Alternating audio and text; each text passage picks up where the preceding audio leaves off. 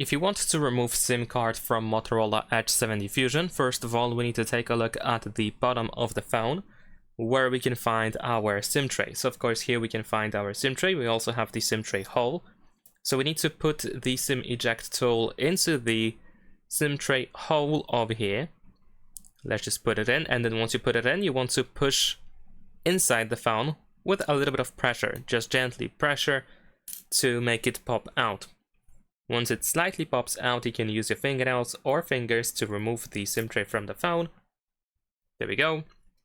Now of course over here we have our SIM tray with the SIM card, and you can just simply push it from the other side. If you cannot really push it from this side over here, you can, let's say, use the eject tool to just poke it from that other side, and then the SIM tray, the SIM card should come out. And then of course remember to put the SIM tray back into the phone and just slide it all the way in and make sure it does not stick out.